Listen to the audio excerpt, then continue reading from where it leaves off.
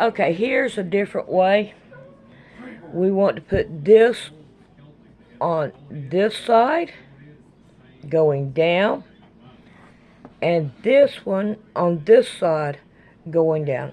And believe it or not, these two different colors, that worked a whole lot better. So, this right here is going to be on my mind for a while. And, of course, it is. Oh, come on. Fold up here. Do this better. Hang on. Alright, so here it is if it's sewed down.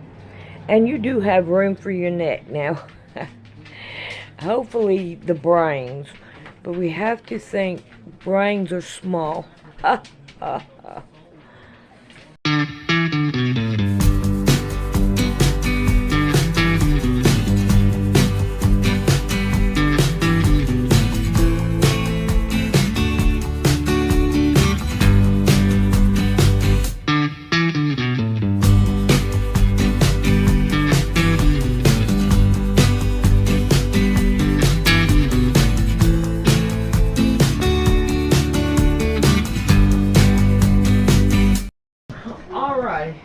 Now that we got the sleeves sewed down, we want to put these two together because we need to trim them down. So what I'm doing is I'm laying it down there and I'm bringing it up through here and I'm marking where I need to cut it. Alright. And I'm cutting it off. What's in here? Nothing. Alright. So now they should be pretty well much even. Now I want to take my white and I want to go around my armholes and my neckline. I'm gonna go around my neckline and my armholes.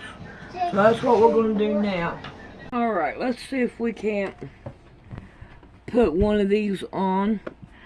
I am going to take and open this up right here. The one that goes down. Don't touch it. And now what we're going to do is we are going to start right here, and I'm going to put this right here on. If I can find the end,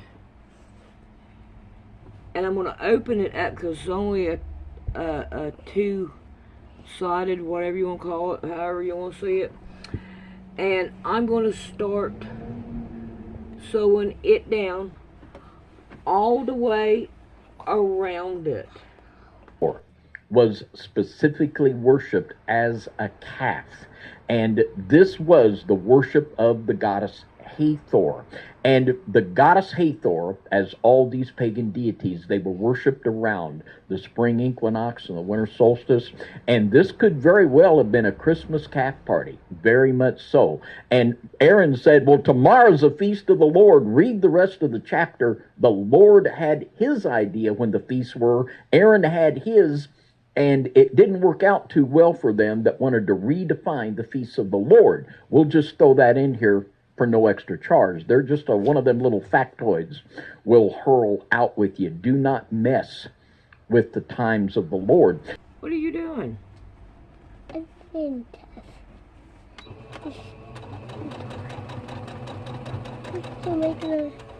You're trying to get your hand in there, show it off?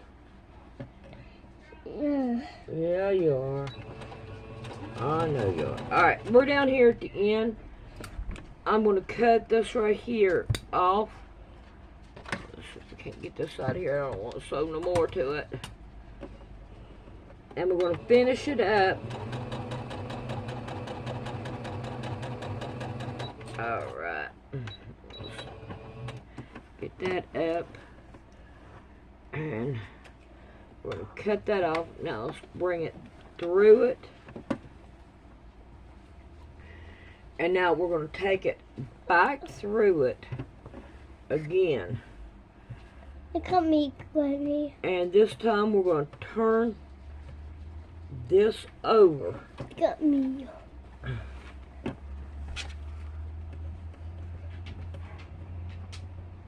Right on it. I have green thread in here.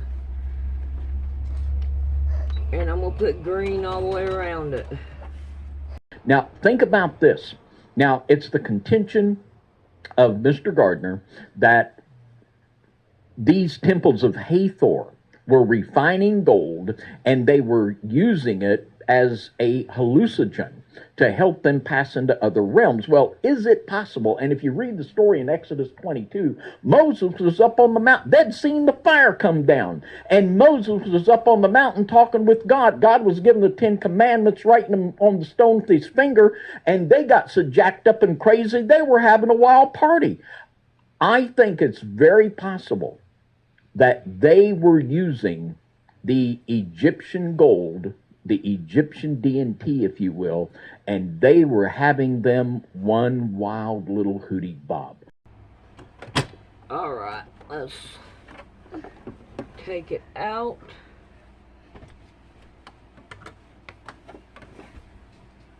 All right, now I'm going to turn it over and I'm going to sew this back down. And I am not going to forget to back stitch it.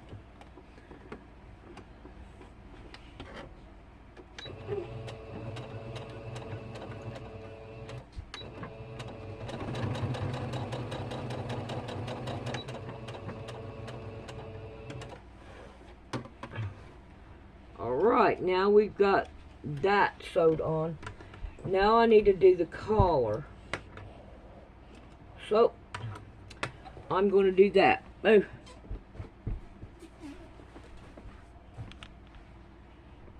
Move the other way. Alright. Here, this is, but it's a little bit too small. So we're going to have to widen this right here out. And I don't like what's up here. I don't like the square neck. So we're going to see what we could do about changing all this. And the first thing I'm going to do is try to get it over here. I'm going to take all this right here off to the first seam, because that's where I want to go with it. So we're going to take all this right here off, and on the other side to the first seam. Oh, come on.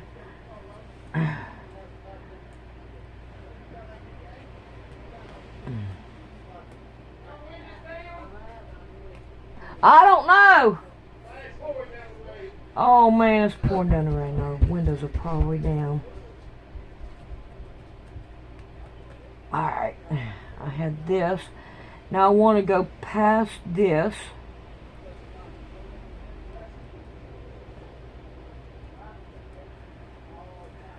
Alright, and now we're going to... we had little Timmy was out there. It's raining, so he's on the porch. So he's not in the rain. He's homeless now.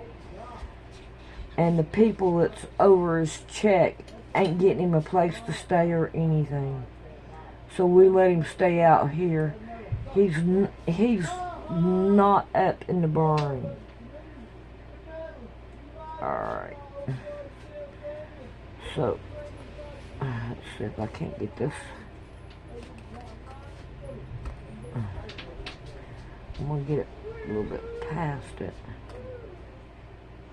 Oh, come on.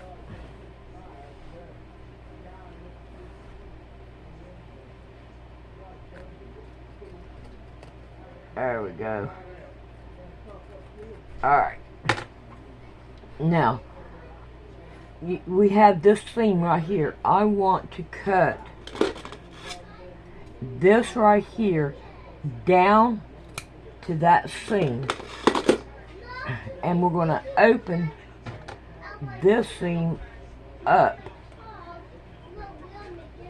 to put this into. Alright, let me get the other one done and then we'll be back.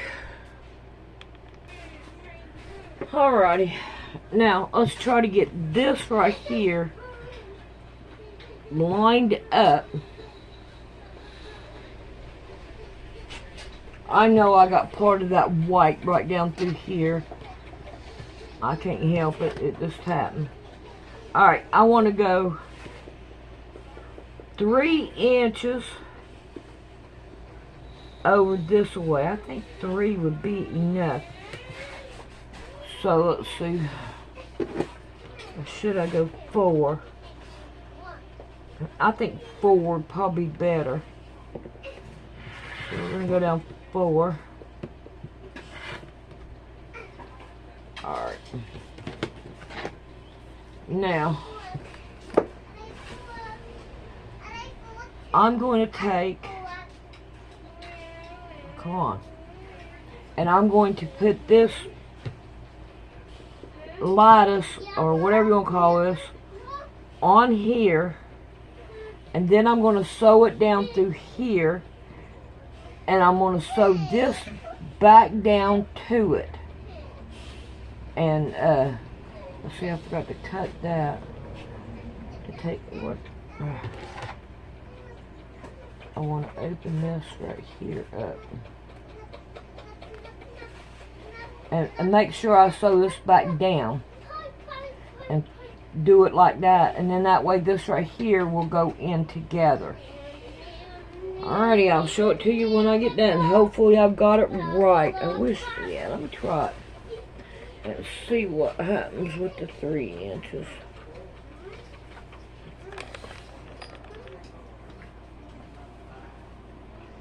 I'm going to have to figure this right here out too. I probably ought to figure it out first. Yeah, I can handle that. But now this right here is going to have to be a little bit bigger because it's too small. Alright. I think what I'm going to do is try to find. Alright, let me. Alrighty. To take care of this part, I have my Dresden, and I'm going to sew a Dresden right here so that I can make it wider down here. Hopefully I can find some material to do it with. Yes, but I'm hoping this will go all the way around the bottom of it. So it's time to start working on the skirt. Now, if I need more, I have 3 inches more that I can do. So I'm hoping that 3 inches will work.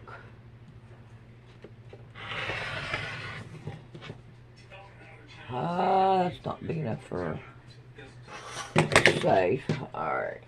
Let's see. I think I'm going to have to chop this down too to make it look even. Let's see what we can do.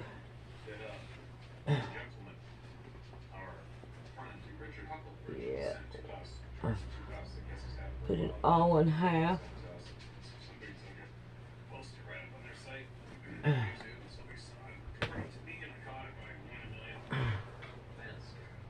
I don't know. I think what I ought to do is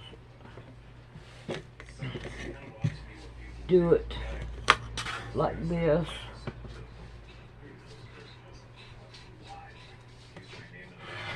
And there we go on that one. Going down. Yeah, I'm better off to do it that way. Yeah. That. And there's that. I thought anyway. Oh, I didn't wipe my table off. Oh, no, don't do that. Alright. So I am hoping that this will go.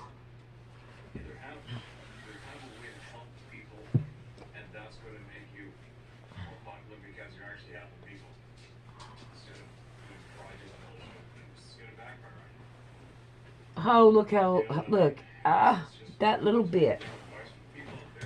Oh well. See what we could do. Go ahead and get this now here down to 3. It's already small. So.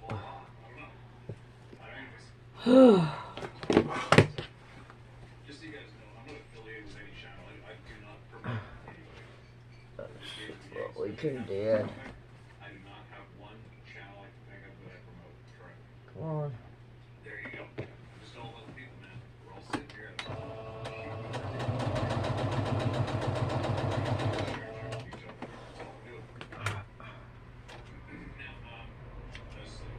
Oh, come on.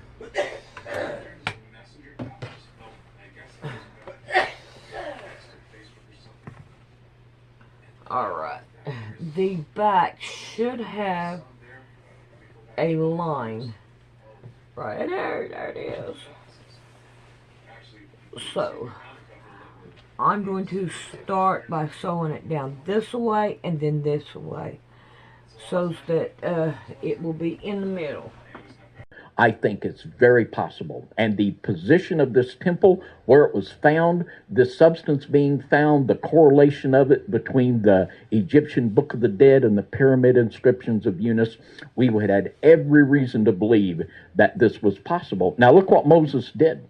And can I add something Sure, to it? yeah. Not only is it possible, it also tears up a lot of these guys' understanding of this, because in the book, like the Book of Hiram that you got there, and the Solomon's Power Brokers, and you also have the Lawrence Gardner's books, they would say that Moses was a Star Family guy, and so in all rights he should have no problem with this ritual if it wasn't wrong. And they don't mention that part of it, that Moses had a real problem with this calf worship again. You know, they don't mention that part. No, they don't. They sure don't. They have a convenient way of leaving out facts that get in the way of their theories. But here's one for you. In Exodus 32 and 20, speaking of Moses, and he took the calf which they had made and burnt it in the fire and ground it to powder and strawed it upon the water and made the children of Israel drink it. Now, did Moses do this because they were using powdered gold as their party drug? I think it's very possible. So, you know, the punishment fit the crime. Yeah, you want to have a little Egyptian DMT party? Here, I'll give you a little of it. We'll see how you like it. So it's just an amazing thing there that I believe is very possible that this is why Moses did that. And could this also be a parallel or maybe a foreshadowing of wormwood, you know, in Revelation, where it talks about wormwood coming down, and basically, you know, we all know wormwood is a kind of a hallucinogenic thing. Oh, yeah. Interesting thought anyway. Yeah, it is. It certainly is. Now, here is an actual picture of Sarabit El Qadim, where in 1904, Flanders Petrie, the British archaeologist, found this temple of Hathor, and there are actually mines in this area. Here's some pictures of them. So it's not like there aren't mines here. There are. I mean, this is a fact. And we have here a book called The Jerusalem Stone of Consciousness. Alrighty, we are going to put the pockets. We're going to do the pockets. I want to take and sew down sew down right here first with the pockets.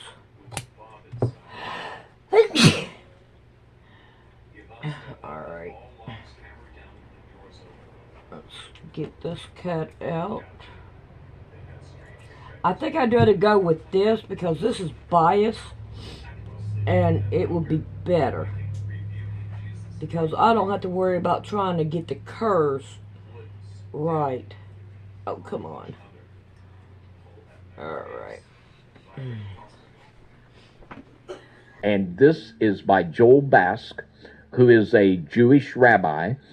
And in this book, he talks about the Jerusalem Stone of Consciousness. Now, in the Mr. Gardner, he talked about basing it upon the Egyptian Book of the Dead and the inscriptions at the Temple of Unas in Saqqara, that this mukfaz was spoken of as a stone and a powder. We're going to see parallels of this that is being promoted today within Rabbinic Judaism. This rabbi is the #1 rabbi in the Kabbalistic school of the Gaon of Vilna. Alrighty. Now, I want to work on this, and it's going to go on this side, but I want enough to be able to bend it over so that it won't mess all this here up, make it look good. So let's see what we could do about doing that. And I'm going to go all the way around. I'm not going to put up here at the top. And John and I have been in his home, and we've talked to him, we've interviewed him. Yeah. And we're going to be using this footage in the near future in a documentary. And it's amazing what this guy says. And I'll just read something from his book here. This is in the introduction, 14 and 16 in the introduction. He says this: the effects of DMT, whether manufactured externally by plants or by chemists or produced indigenously in the human body, are quite profound and literally out of this world. And he calls it, he gives it the initials, instead of DMT, he calls it MDMT, Messianic DMT. He says MDMT is elucidated as the renewed living liquid, Mayim Kayim, foretold by the Hebrew prophets from ancient times. If there was a Jewish equivalent of a holy grail, a fountain of life, an elixir of eternal youth, or the divine light at the end of the cosmic tunnel, Jerusalem of the mind would be it. And he ties this to the pineal gland, and he says in this book, and it was quite chilling, he told John and I, without any equivocation, that when enough people have their third eye and their pineal gland open through this messianic DMT, that the Messiah would come. It was quite chilling, wasn't it? It really was. I mean, and all the research we've done on that so far, too, and looking into Egyptian symbolism in the brain. I don't know if you remember that show we did a while back, but we lined up Egyptian symbolism with the parts of the brain and that chamber. You know, they like, from what I could gather from Egyptian symbolism, they believed that pituitary gland to be the actual kind of throne room, right? They believe this, and in a way, we are the throne of God, but they take this to a whole nother level with this idea of tapping into that location. And I asked them a question when we were leaving together, and I said, in Daniel, when he talks about this lawless one, or this abomination that causes desolation, I said, if it's not the Messiah that you're talking about that enters into that spot, and it's a false Messiah, do you think that's what he could be talking about? He's like, oh yes, I think so. I think it's very possible. And I thought that was interesting to think about, considering the technology where we're at right now, and knowing that is a real possibility, that something could enter this place inside the body and proclaim itself to be God. It's interesting. Along these lines, it all ties in. So this is the defilement of the temple. Yep. This is the defilement of the temple. And we have to realize that there are things, and you see, the evil one knows this, that there are things that can be put into your body that can affect your DNA. It can mess with your pineal gland and just do so many things that you can go on a trip you won't come back from.